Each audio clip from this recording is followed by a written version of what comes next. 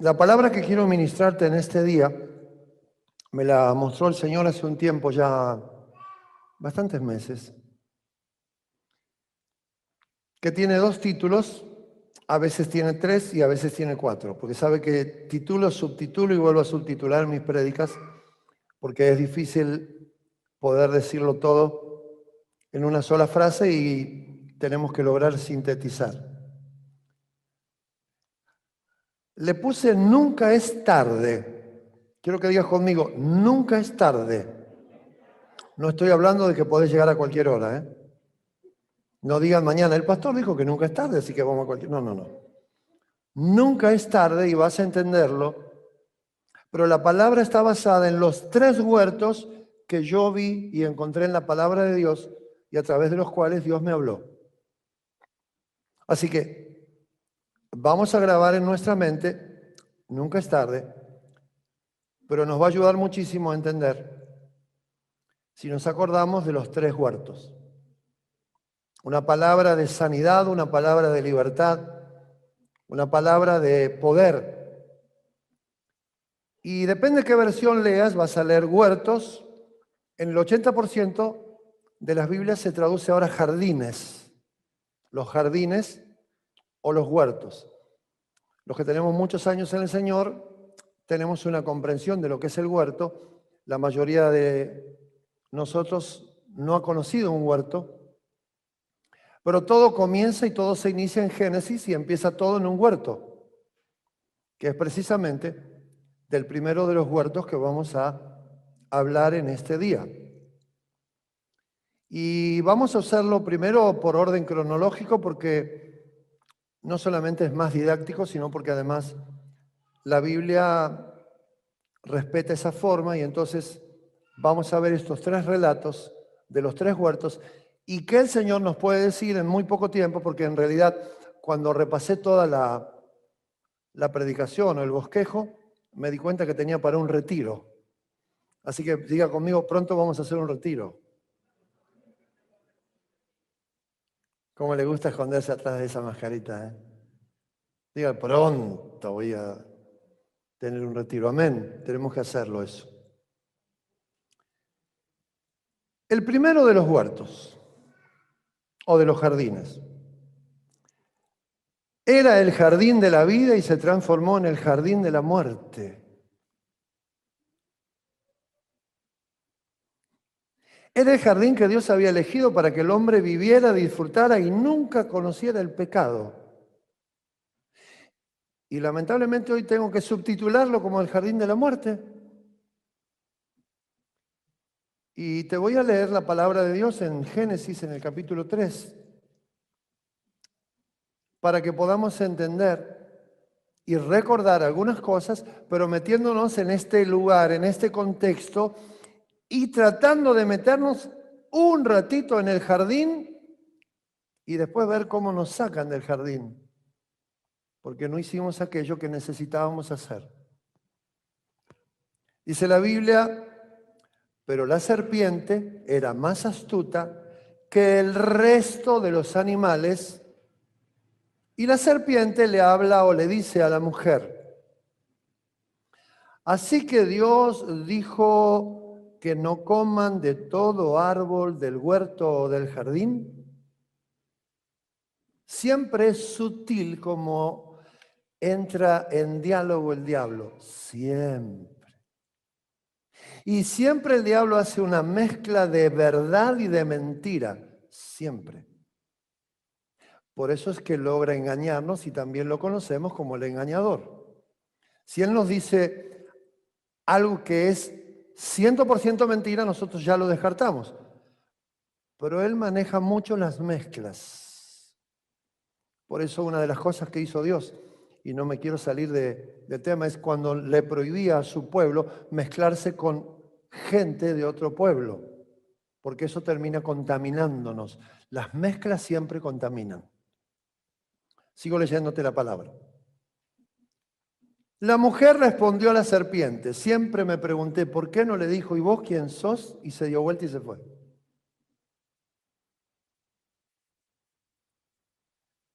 Del fruto de los árboles del huerto podemos comer. Pero del fruto del árbol que está en el medio del huerto, dijo Dios, no coman de él, ni lo toquen, para que no mueran. En Génesis 2:9 dice, Jehová hizo nacer de la tierra todo árbol delicioso a la vista y bueno para comer, también el árbol de vida en medio del huerto. Y después agrega, y el árbol de la ciencia del bien y del mal. Creo que la mujer comete una equivocación que no es grave al referirse a como que ambos árboles estaban en el centro. Yo creo que el árbol del conocimiento estaba muy cerca del árbol de la vida, pero el centro lo ocupaba el árbol de la vida. Y este es un principio que ahora mismo vamos a poder ver y vamos a poder comprender rápidamente. Ese árbol representa al mismo Jesús. Y Jesús tiene que estar siempre en el centro.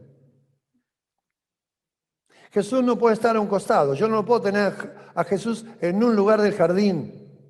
Jesús debe ser el centro del jardín de mi vida. Como dijimos antes, donde está mi tesoro, está mi corazón.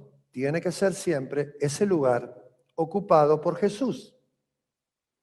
No voy a referirme a esto puntualmente, pero necesito que lo marquemos, porque cuando la Biblia da un dato, siempre tiene que ver con algo que Dios nos quiere enseñar. Por eso dice, el árbol de la vida está en el centro del jardín o en el centro del huerto, porque siempre Jesús debe estar ahí. Es muy probable, como te dije, que estuviera también muy cerca el árbol del conocimiento del bien y del mal.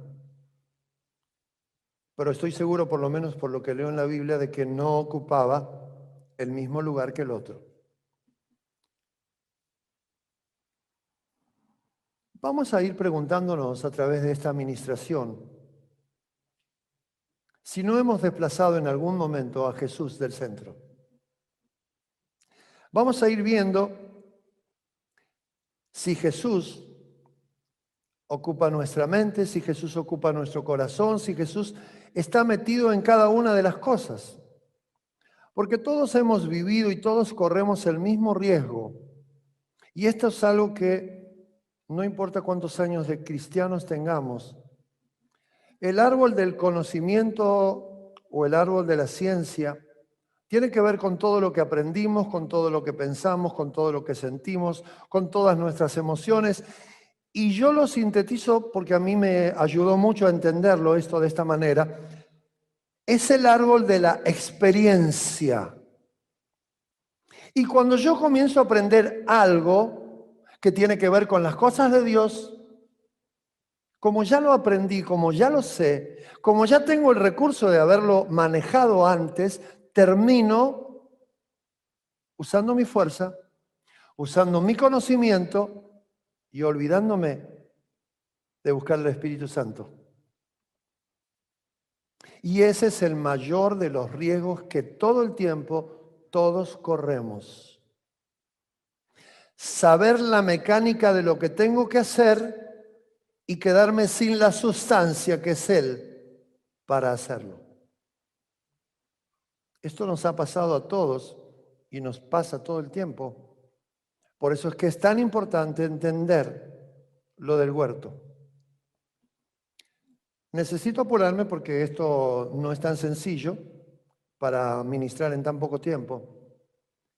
Pero la serpiente le responde y le dice así: ustedes no van a morir. Ahí ya dijo la mentira.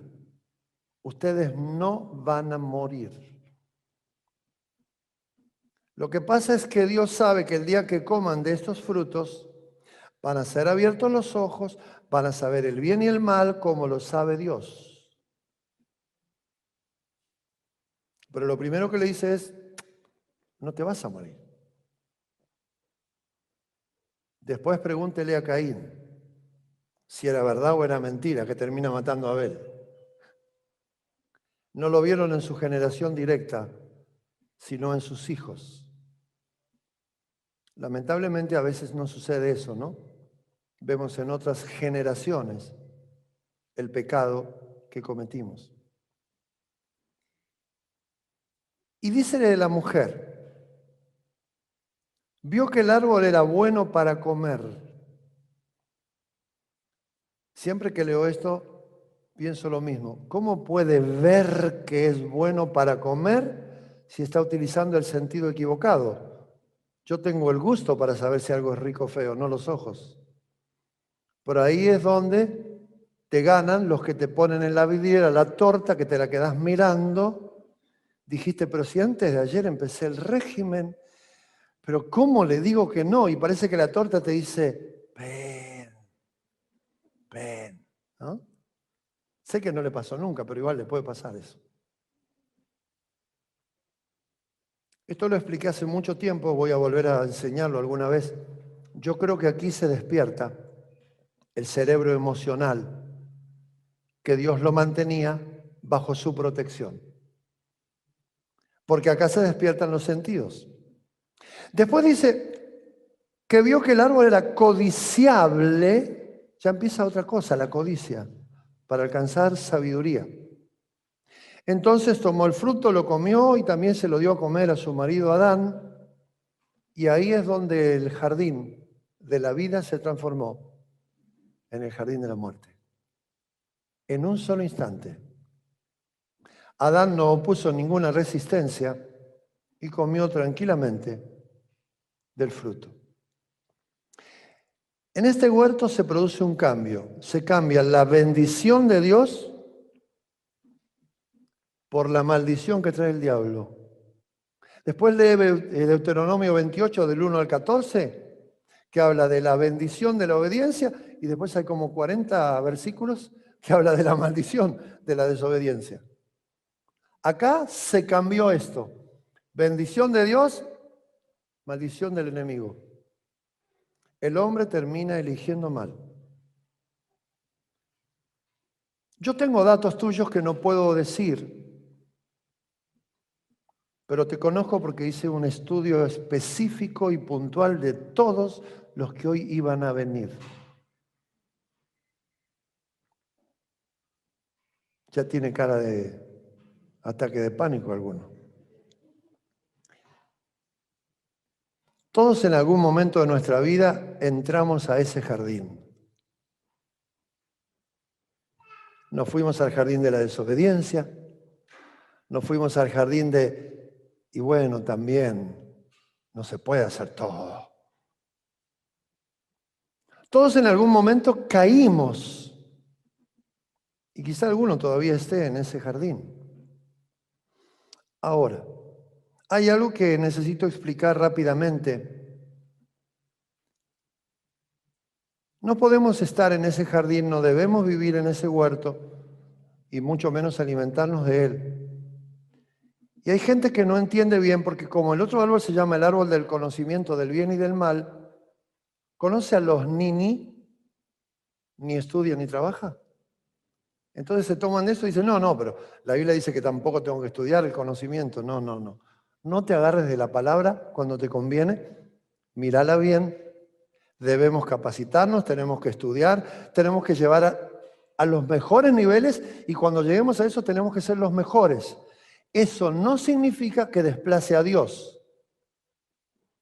Dios utiliza una gran cantidad de cosas que yo estudié y que sigo estudiando, pero las utiliza por el Espíritu Santo y a través del Espíritu Santo, porque Dios no puede usar algo que no conozcas.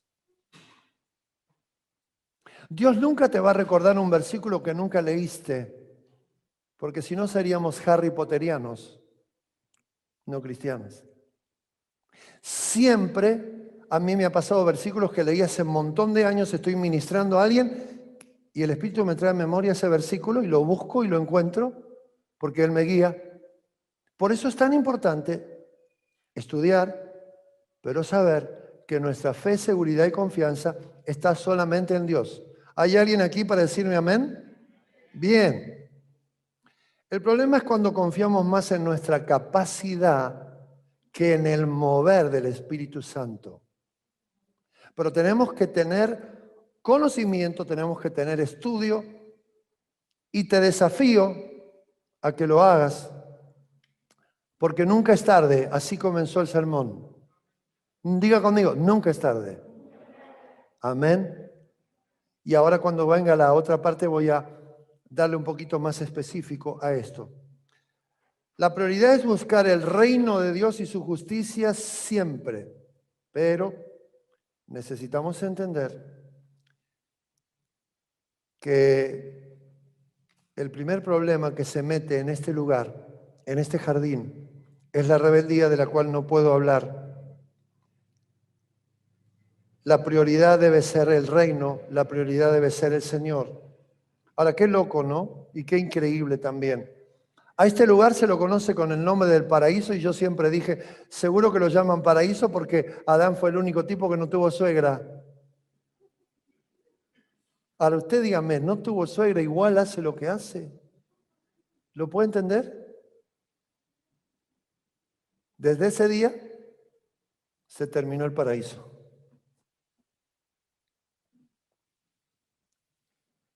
La rebeldía tiene mucho que ver con nuestro carácter. Quisiera hablar de eso, pero no puedo hacerlo en este momento.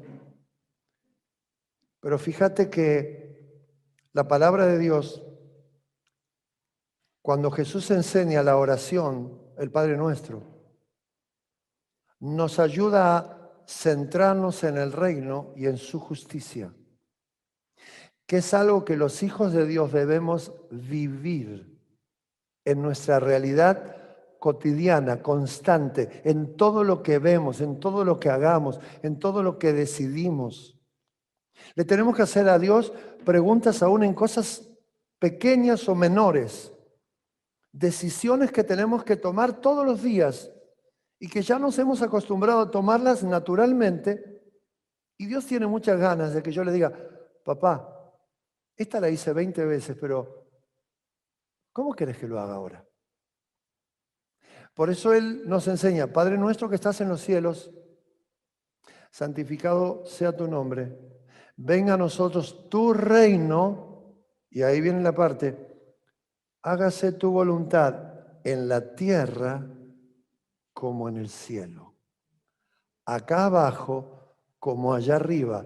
Eso es el reino y eso es lo que Dios dice que tenemos que hacer porque es la forma, porque es la manera en la que la voluntad de Dios la hacemos y siempre que yo haga la voluntad de Dios, además de estar en obediencia, por supuesto, voy a ser bendecido. Quiero que digas conmigo, me bendice siempre la obediencia a Dios. Amén. Es importante que recordemos siempre esto y que podamos sacar de una manera definitiva todo aquello que hemos visto que no nos bendice y que todavía por algunas razones que ni siquiera podemos explicarnos, lo seguimos haciendo. Es tiempo de convertirnos completamente y es tiempo de entregarle todo a Dios. Voy a ir al segundo huerto por razones de lo que le dije de tiempo. Este está en el Evangelio de Lucas, en el Lucas 22, 39. Y dice así la palabra de Dios. Y saliendo se fue como solía al monte de los olivos, y sus discípulos lo siguieron. Cuando llegó a ese lugar les dijo, oren para que no entren en tentación. Y él se apartó de ellos a una distancia como de un tiro de piedra. Se pone de rodillas, Jesús dice, y oró. Y dijo, Padre, si quieres, pasa de mí esta copa. Qué lugar difícil fue para Jesús el Getsemaní. Cada vez que leo esta palabra, Dios en su misericordia me agrega un poquitito más para que pueda entender el sufrimiento que estaba pasando Jesús. Es más, yo tengo una predicación que se llama El estrés de Jesús, basado en esto. Por eso Él puede, con mi estrés, porque él vivió el estrés. Y ahora lo vamos a ver todos juntos en este día. Pero vuelvo al 42. Padre, si querés, pasá de mí esta copa. Yo creo que aquí solamente hay una coma. Yo creo que ahí Jesús tragó saliva, esperó unos segundos y gracias a Dios agregó, pero no se haga mi voluntad, que se haga la tuya, Señor. Y entonces después le apareció un ángel del cielo para fortalecerle. Hace muchos años, cuando yo descubro por primera vez esta palabra, y cuando hablo de descubro no significa que la había leído, sino que me viene una revelación. Lo primero que entendí es, porque Dios me lo dijo muy clarito, fue: Edgardo, vos siempre estás esperando que yo te dé fuerzas para decir no. Y entonces, si yo te doy fuerzas, vos no lo vas a hacer. Y yo le dije, sí, Dios, me parece que me conoces. Y entonces él me dijo, es al revés. Y me llevó acá. Me dijo, cuando vos decís no, vienen los ángeles a ayudarte. Pero mientras vos no digas no, yo no te los puedo mandar. Dije, bueno, Dios, hoy dejemos acá porque ya me diste una paliza bárbara. ¿Cuántas veces estamos diciendo, ay Señor, por favor, sacame esa tentación? Y Dios dice, quiero que digas que no y yo te mando el refuerzo, te mando el ejército y no vas a hacerlo. Y nosotros estamos esperando que venga el ejército y que nos ayude. No, no, no, no. Es al revés. Siempre primero es mi no y siempre después es su auxilio. No te lo olvides porque esto a mí me bendijo tremendamente. Vamos a juntar algunas de las cosas que sucedieron en este lugar y lo vamos a hacer muy rápidamente. Jesús le habla a su papá y le dice, ahora vamos a hacer la NBM, que es la nueva versión Mancini. Si vos querés, le dice al Padre, hacé que yo no tenga que tomar esta copa. ¿Querés? Y ahí viene el intermedio, el interludio. Esa copa era el sufrimiento que venía, era la agonía de la cruz. Ay.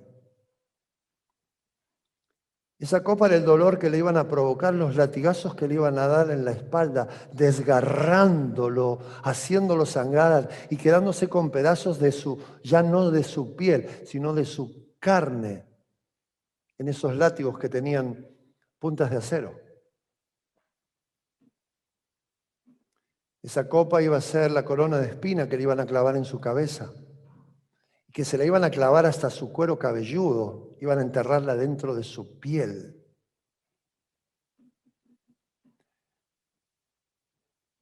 Esa copa significaba que le iban a clavar las manos y atravesársela, que iban a juntar sus pies y también atravesarlos con un terrible clavo. Esa copa significaba que Jesús iba a quedar desnudo ante la vista de todos. Y en este momento Jesús dice, también me van a escupir. Entiendo lo que Jesús le está diciendo al Padre. Y necesitamos entenderlo para valorar la salvación tan grande que tenemos. Dije, tenemos que entenderlo para valorar la salvación tan grande que tenemos. No fue un arreglo de decir, bueno, hagamos esto. No, no, no. Tuvo que morir y en la peor de las muertes fue a la maldición, porque el que moría en una cruz era maldito, para quitarme la maldición a mí, a vos y a todos aquellos que amemos a Jesús. Fue un huerto difícil. En Mateo, ¿sabes qué dice? Hay una frase que agrega que para mí es muy importante y muy fuerte. La voy a leer. Dice, oró con agonía y dijo, mi alma está muy triste. Sí, sí, sí. Jesús sabe lo que es agonía y Jesús sabe lo que es tristeza. Pasó por todas porque es la única manera de auxiliarnos porque venció todo. Cuando dice que venció el pecado, está incluyendo todas las emociones y los sentimientos negativos, esos que son contrarios, esos que a veces uno se deja llevar. Pero cuando pensamos en este huerto, y a propósito no lo estoy llamando jardín, nos podemos dar cuenta del amor tremendo. Y hay una cosa que también no sé si fue ese mismo día, realmente no sé, porque Dios me habló mucho en este pasaje. En el versículo 43 dice, estando en agonía oraba más intensamente, y esta es la parte que Él me mostró y me reveló, y era su sudor como grandes gotas de sangre que caían hasta la tierra. Me pregunté muchas veces, porque yo estudié, y en medicina sabemos que existe un fenómeno llamado, tiene un nombre raro, vio que los médicos escriben raro, no se lee lo que dice, el diagnóstico siempre tiene que ser algo extraño, porque es como que uno dice, viste lo que sé. ¿Sabe cómo se llama? Médicamente esto se llama extravasación sanguínea. Significa que la sangre en un momento de tanta presión atraviesa la vena y los poros de la piel y puede salir sangre, porque esta es la parte más delgada que tenemos en la frente. Ahora, ¿Dios lo está haciendo para enseñarnos medicina? Ni ahí. ¿Sabes qué es lo que yo experimenté cuando vi eso?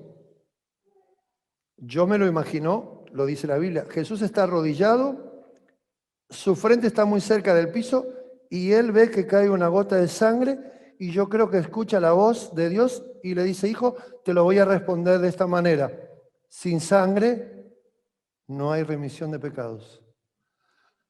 ¡Wow! ¡Qué manera de responder!, ¿no? No se lo dijo, se lo hizo ver. Hay veces que Dios nos hace ver esas cosas. Y aquí está la solución a los verdaderos problemas que apenas nombré antes cuando te hablé de la rebeldía.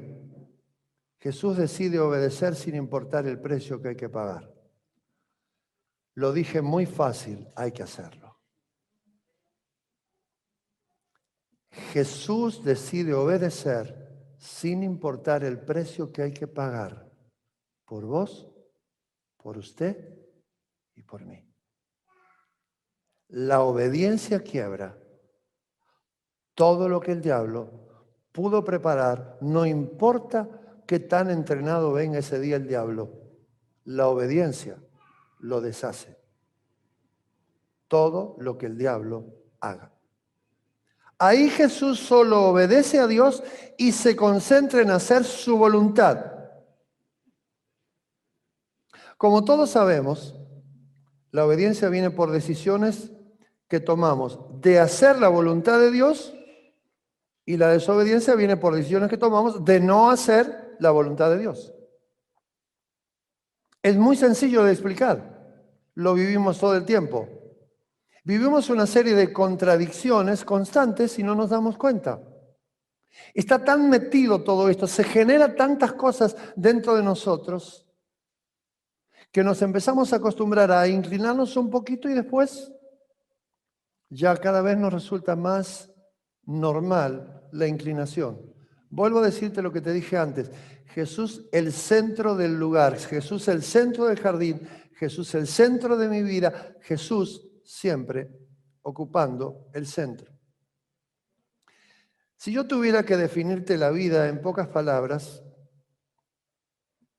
yo diría que la vida es un constante decidir y una constante elección, todo el tiempo. Si voy a hacer esto, estoy decidiendo no hacer esto. Y muchas veces le explico a la gente, siempre que decís sí a algo, le estás diciendo que no a otra cosa. Y la gente me mira como si yo fuera un genio que dice, es muy fácil. Si yo decido hacer algo, En el tiempo que estoy haciendo ese algo, estoy decidiendo que algo no voy a hacer. Por eso necesito saber qué es prioridad. Y para saber qué es prioridad, tengo que tener al que es prioridad, a Jesús, la mente de Cristo. Porque yo no sé qué es prioridad y entramos todos muy fácilmente en confusión y no nos damos cuenta que siempre que decimos que sí a algo, estamos diciendo que no a otra cosa. Quiero volver al relato para terminar de ministrarte una cosa de este cuarto.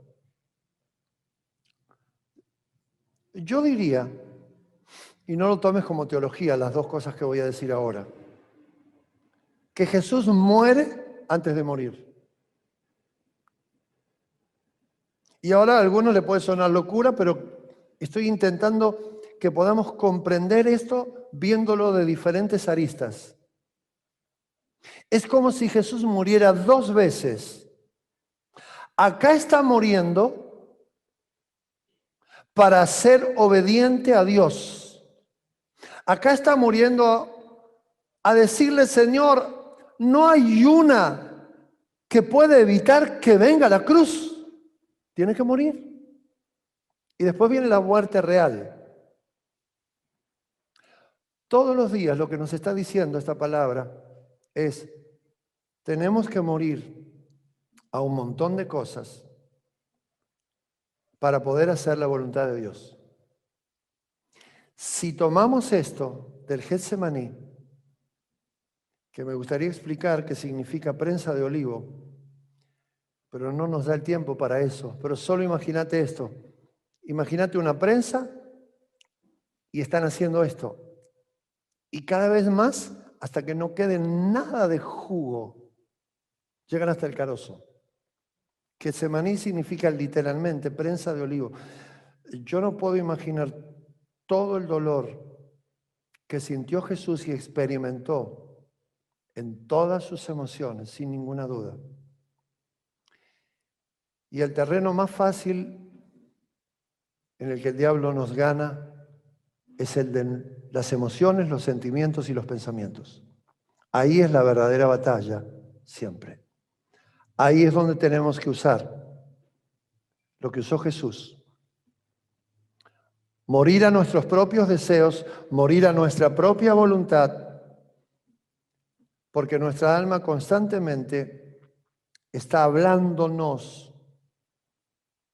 Y como me gusta decir, para que lo entiendan, el alma nunca termina de convertirse. Yo me convierto, mi corazón se convierte, pero el alma nunca termina de convertirse. Siempre guarda algo en algún lugar que me lo va a traer de recuerdo o que lo va a usar de alguna manera. Por eso tenemos que aprender y trabajar mucho a través del Espíritu Santo para tener la mente de Cristo. Porque el alma es muy cambiante. Una vez recuerdo que una de las ministraciones la llamé a esta predicación la sensación térmica. Nuestra alma se mueve por la sensación térmica, pero no de la temperatura, sino de las emociones. Este huerto, ya te dije que se conoce como prensa de olivo. Lo maravilloso es que Jesús, a pesar de estar contra todo ese peso, pudo tomar la decisión correcta. Y esto es con lo que nos debemos quedar.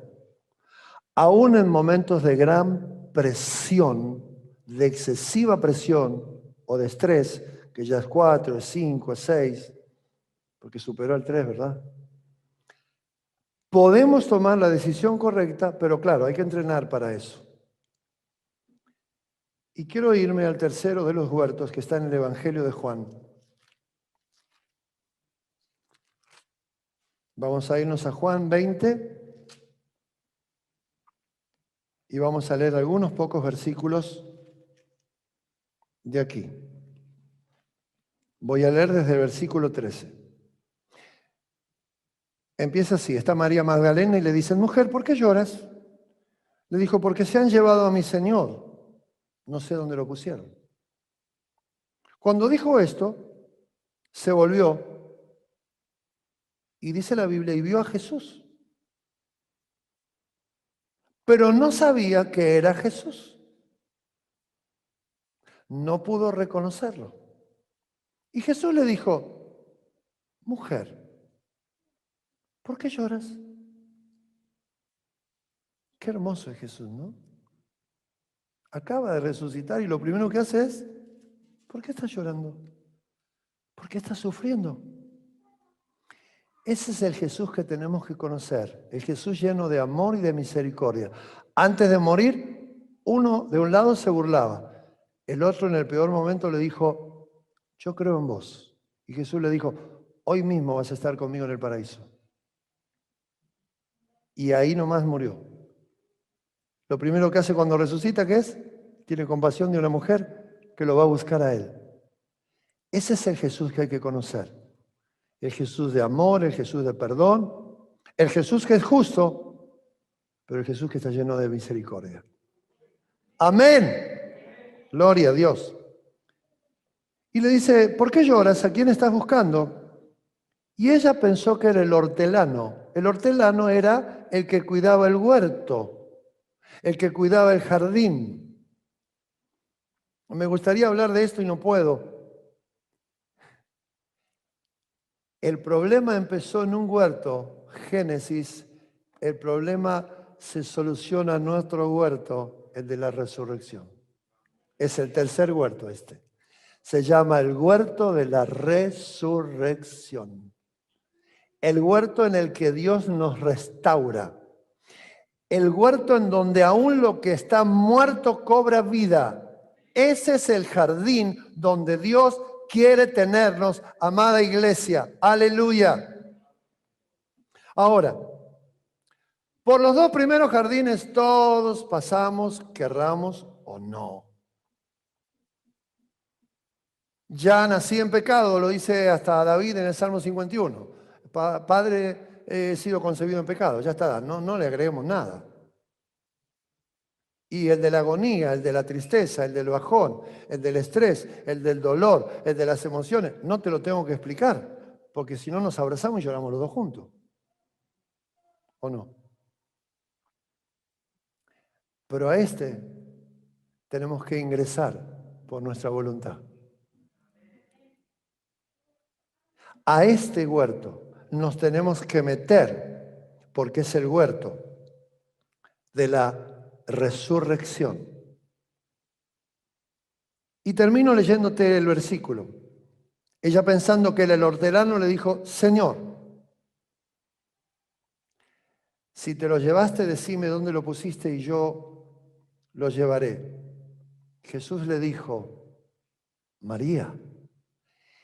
Y ahí dijo, Raboni. Lo reconoció como el maestro. Qué hermoso es descubrir a Jesús en el momento más difícil de tu vida. Y sé de lo que estoy hablando. Qué hermoso es que se me aparezca vivo el que yo creí que estaba muerto. Qué bueno es que me aparezca en escena el que yo creí que se había retirado y ya no formaba más parte del reparto. Qué bueno y glorioso es que Jesús mismo se le aparece y ella lo confunde con el hortelano porque el huerto está presente en todas las etapas de la vida. Y este es el tercero. Por eso quiero que después lo recuerdes, porque estoy seguro que Dios te va a seguir hablando.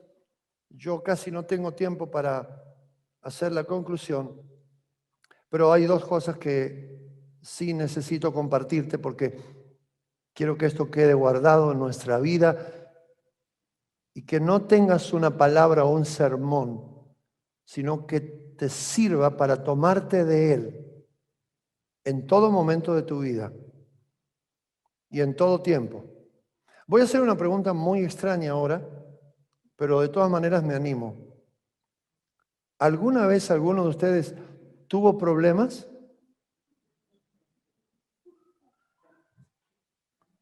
Uno me respondió con ruido, ¿vio? Hizo ti, ti, ti, ti. O sea, esos son problemas, ¿eh? Problemas musicales.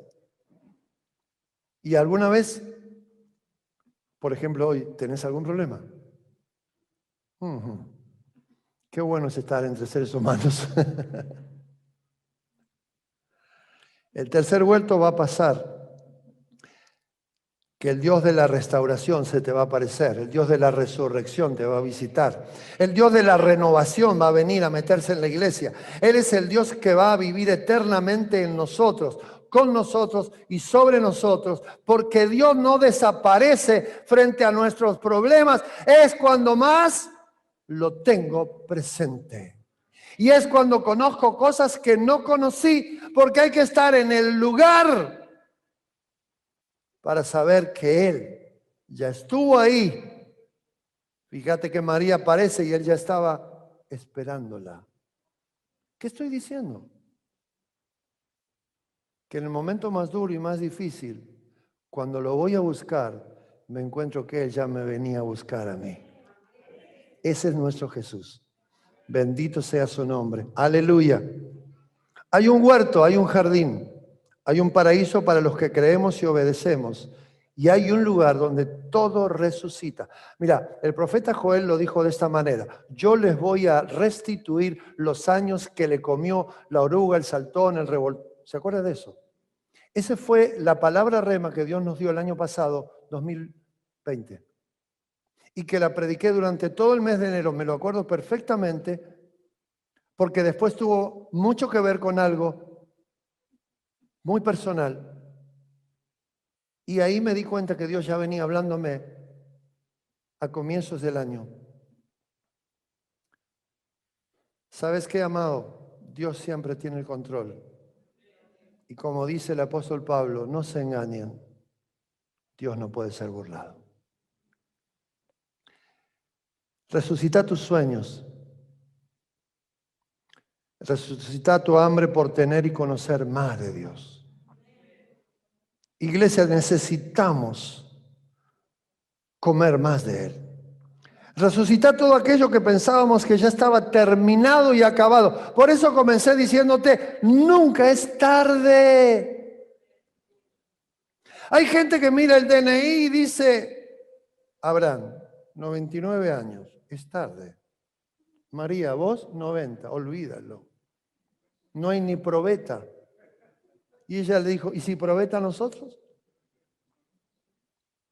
Hay momentos en que no hay que mirar ni el documento nacional de identidad, ni lo que tengas, porque no tiene que ver con tu edad, ni con tu falta de conocimiento o con tu exceso de conocimiento. Hay tiempos, kairos, que los maneja solo Él. Le doy gloria al nombre de Dios. ¡Aleluya! Resucita el deseo de servir a Dios con todas tus fuerzas.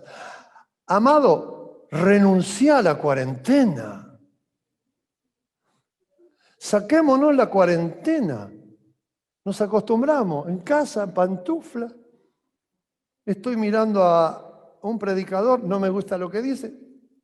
Me voy a otro YouTube, escucho al que me gusta lo que dice. Hay que salir de esa, ¿eh? La iglesia de Cristo se congrega.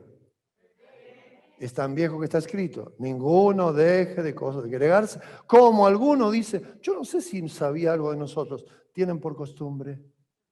Dice así la Biblia, la mía por lo menos.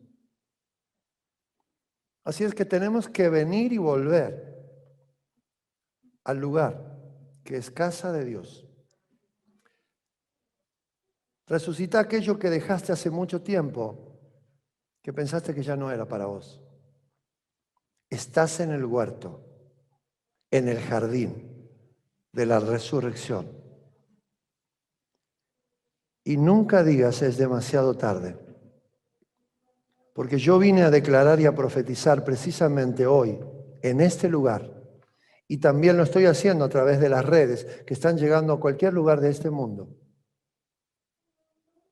Que no podemos olvidarnos que nunca es tarde cuando estoy con Jesús a mi lado. Voy a declarar que en este huerto es donde viene todo lo que Dios tiene preparado todavía para mi vida. Es el huerto donde Dios nos dice, largo camino te queda. Y vos dijiste, se acabó. Y yo dice, empecé.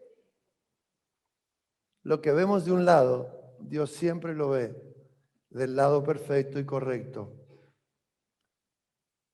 Y vengo a proclamar que Jesús, una iglesia para todos, es el lugar y que llegó el tiempo de la resurrección, de la restauración y del servicio.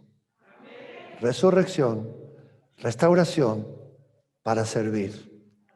Aquí lo tenés escrito. Amén. Cuando algunos no creían, cuando algunos decían están locos, unos pocos creímos, unos pocos seguimos orando, unos pocos seguimos peleando y eso nos llevaría mucho tiempo compartirlo. Y eso se hizo realidad. Dios así lo quiso. Y si lo quiso Dios, le vamos a decir como Isaías, heme aquí o aquí estoy. Si tenés que enviar a alguien, envíame a mí. Termino preguntándote, ¿en qué huerto estás hoy, amado? ¿En qué huerto estás, amada? ¿En qué huerto estás? Porque de acuerdo a lo que respondas,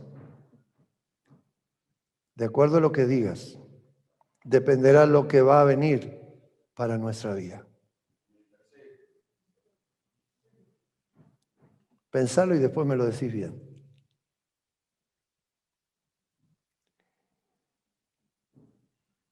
Dejá la maldición para siempre y elegí tener la bendición junto a Jesús. 3 jardines, 3 diferentes etapas de la vida, probablemente de cada uno de nosotros. La tercera depende de nosotros, de nuestras decisiones, y hoy es un buen día para tomar la mejor decisión de tu vida. Adán allá lejos, Jesús un poco más cerca, separados por algunos miles de años, en diferentes épocas y en diferentes tiempos, se enfrentaron a lo mismo. Adán tuvo que tomar una decisión, Jesús tuvo que tomar una decisión. ¿Qué quiero decir con esto para terminar? Que no importa cuál es el lugar, porque allá era el paraíso y la decisión más fácil era decir, no, eso no lo pruebo. Sin embargo, en ese lugar lo hizo.